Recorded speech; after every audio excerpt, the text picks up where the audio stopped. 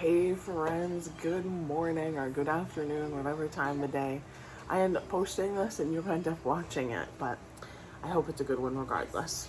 Today I am going to show you 5 ingredients or less for breakfast, lunch, and dinner, and then I have a 2 ingredient snack. So let's dive right into this. I am going to start with breakfast because it's morning time. I'm still in my pajamas. I promise I'll get dressed for the rest of these. But I'm going to make an egg bake. So you need eggs, ingredient 1, cheese, ingredient 2. You don't have to do this, you can put whatever toppings you want, but I have some turkey bacon that needs to get used up, so ingredient number 3. And some broccoli, ingredient number 4. And this is one of the 5 or less ingredients because I don't consider salt and pepper or cooking oil in this. If you do, then I guess I'm at 7 or 8. But all you need to do is crack up your eggs, salt, pepper, whisk them up. I have a little pouring mechanism here to pour them into my casserole dish. I'm making just a smaller one for Amelia and I. Nick doesn't care for the texture of baked eggs reheated. So if he was here for breakfast and I pulled it right out of the oven, he would eat it, but he doesn't care for it for leftovers. Amelia and I don't mind. So I'm just gonna make a small one. We're gonna mix up our eggs and then put in our toppings, and it's gonna be so delicious.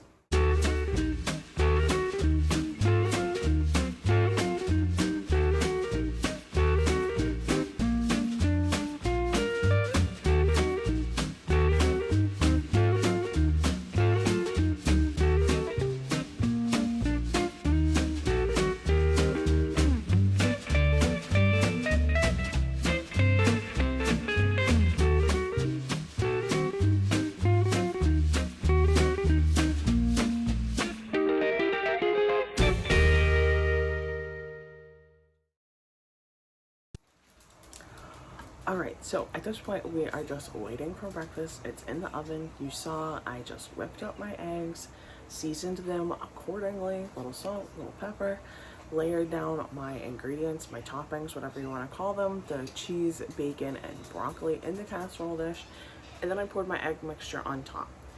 I didn't tell you this though, I had my oven preset to 350. Depending on how many eggs, depending on how many toppings, it's going to depend on how long you need to cook it for. But I have started mine for at least 15 minutes at 350. I've had some take as long as a half an hour because I put a lot of stuff in them and they've been bigger. So you really just have to keep an eye on it. What you're looking for is a little golden brown and no jiggle. So here she is, right out of the oven. Like I said, a little golden brown. When you shake it, there's no jiggle to it. So I know it is all cooked, but I goofed and totally forgot that when you use frozen broccoli, it releases water, and so it takes more time to cook.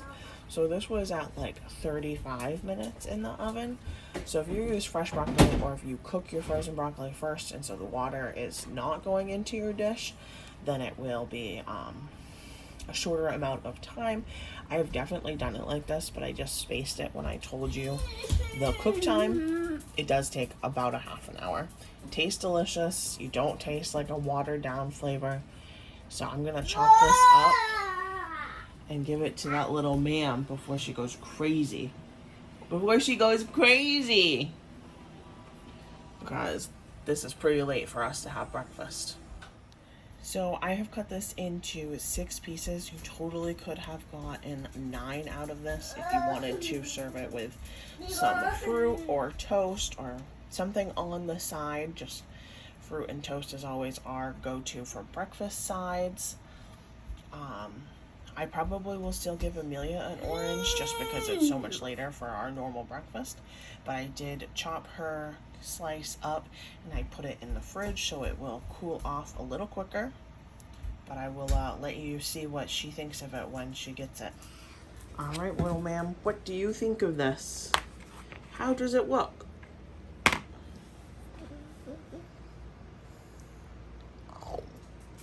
Is that so yummy? We've got some egg and some bacon and some broccoli in that bite. Yep, you can do it. I think you got it. Good job. You must like it. 2 bites that fast. All right, friends, it is almost lunchtime. I am making a, sorry, I just noticed my eye. I am making a tomato soup. I like my tomato soup to have a little texture to it. So if you do not like yours to have texture, I can tell you how to do the same basic thing, but without any chunks in it. But let's dive right into this. 5 ingredients. So I have my chopped up onions in here. I need to still add a little oil. Come on, oil. There we go. So those need to saute down. And then we'll mosey over here. Gonna add some garlic once those onions are cooked down. My diced tomatoes, which have some seasoning in them. Some basil, garlic, and oregano. And then some marinara, which is also seasoned to be my tomato. And some milk to make it like a creamy tomato soup. You could very easily add some cheese to this if you had it, and that would make it taste really good. But you don't have to, or you could ditch the garlic because this has garlic and there's no way that there isn't garlic in this, and add your cheese to keep it in the 5 ingredients. But I like a nice garlicky tomato soup. So as soon as those onions are cooked a little bit more than they are, we will add our garlic and our tomato products, and then I will show you how much milk I add. I will be pouring the milk directly into this so that we can get all of the marinara out of this jar, so we get all of our flavor. All right, my onions are cooked down enough. I'm gonna add a very heaping tablespoon of garlic. We'll let the garlic cook a little bit more. And then we're gonna add our tomatoes. Kind of let the garlic weaken up a little bit.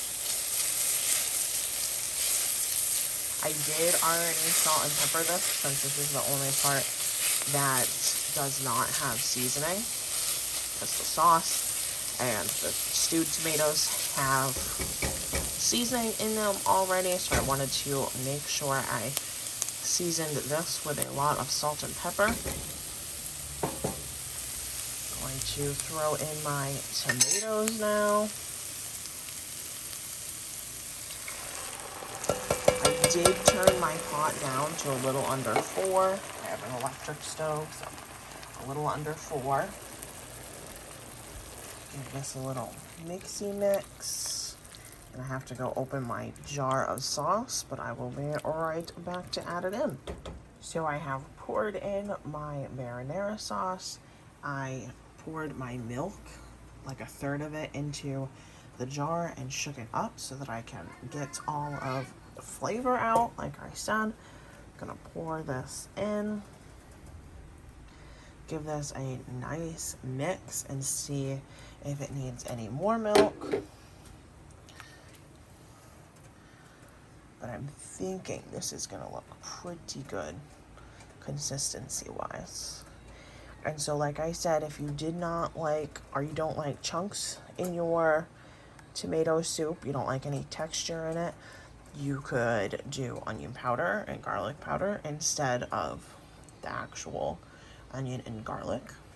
Or you could put all of this, when it's all done, you could put it directly into a blender and mix it all up, and then you won't have any of the texture. But like I said, I like a little texture in mine. I don't like most pureed soups. Some of them are good, but I like a little texture. And this is looking pretty good with milk. So I think I'm just gonna let this hang out for a little bit, probably like a half an hour on super, super low. I'm gonna turn it way down. I'm gonna keep my spoon because even though it's on super low, I'm gonna need to keep coming back and mixing this for the next half an hour to 40 minutes before lunch so that the milk does not scald. So this is just gonna hang out. I'll mix it occasionally so that nothing gets funky at the bottom, but it's barely on, just on enough so that it stays warm. All right, the tomato soup is done. It smells super good. Some things that you could serve with it, some bread and butter. You could add croutons and Parmesan cheese on top, or you know, the classic with tomato soup, you could always do a grilled cheese. I'm gonna see if Amelia will eat this. I think I'm going to do crackers and cheese for hers, but you can hear that she is hungry now. So to see if she likes this at all, I just made myself a bowl, and I'm going to see if she wants any of it first. If she doesn't, I'll make her her own lunch, but tomato soup just sounded super good to me. Do you want to try this?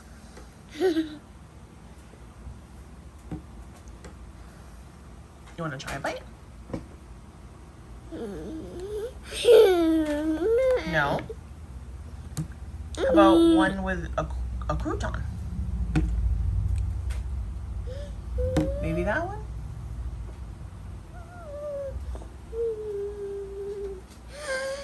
No. Okay, you don't have to try it. Thanks for at least looking at it. Sometimes she just says no, and that's okay. I'll tell you what I think of it.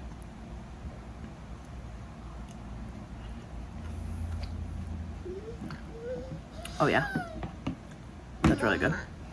Probably could have added a little bit more milk. I was wrong, but it's really good.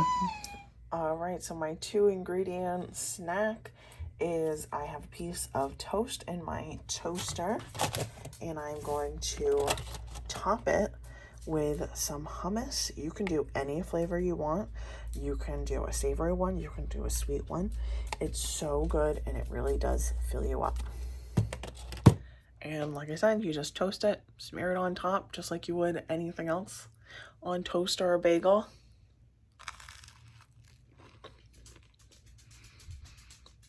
I prefer it with the sweeter hummuses, like I'm eating it now. And you can also like chop up some like strawberries or apple or like a peach to put on top. That is very good. And this is why I never push Amelia to trying anything, because yesterday she didn't want to try the tomato soup. But now today, this is going to be like her 4th or 5th bite. And loves it. Keep saying mama every time I put a bite of it in my mouth. Yeah, it's delicious. Yeah, you just had to think about it for a day. All right, this is the dinner, the 5-ingredient dinner, sorta. Bear with me. Corn. You don't need to use this specific corn by any means. Just a bag of frozen corn or a can of corn is fine. This is just what I had, and I wanted to use up what I have before I go shopping. Some cheese, whatever you like, Mexican cheese, orange cheese, sharp cheese, doesn't matter, just some cheese to put on top. Beans, whatever you fancy is. I like black beans in this, but you could very easily use white or kidney beans or any beans you like. Rice. And we're pretending that this is 1 ingredient because I don't have any Rotel. So tomatoes, diced tomatoes with a pepper and an onion, because again, I don't have any Rotel. So we're pretending that that's what this is. And this is going to be Mexican casserole is what I call it. So, because I don't have Rotel, I need to cook these up first. So I'm going to dice these up and get these cooking. But if this was Rotel, I would start by making the rice. So, like I said, I needed to start with the peppers and onions. I'm just giving them a little bit of a head start I'm gonna get my water in now and get it boiling for my rice. On high, put the lid on so it gets to boil. Alright, our rice is most of the way cooked at this point, and my peppers and onions are starting to smell really fragrant. They must be cooked most of the way. So I'm going to add in the tomatoes. Like I said, normally you would make your rice first. So now pretend it's cooked rice and Rotel. I'm going to add some taco seasoning.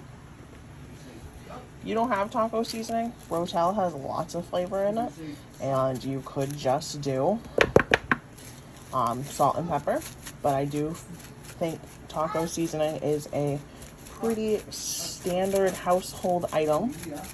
Most working kitchens have it. I'm going to give this a big mix now. And because I still have a lot of liquid in here and my corn is frozen, I'm going to throw that in now. So at this point, I have everything except for the cheese added to this. I'm just going to wait for that rice to finish up cooking, probably 1-2 more minutes, absorb up a little bit more of that liquid, and then I will top this with cheese. And normally at this point, after it's covered up with cheese and all the rice is cooked, I would put it in the oven at like 400 until the cheese was browned. But it is hot in my house right now, so I'm just going to keep it on low with a lid on it and let the cheese melt.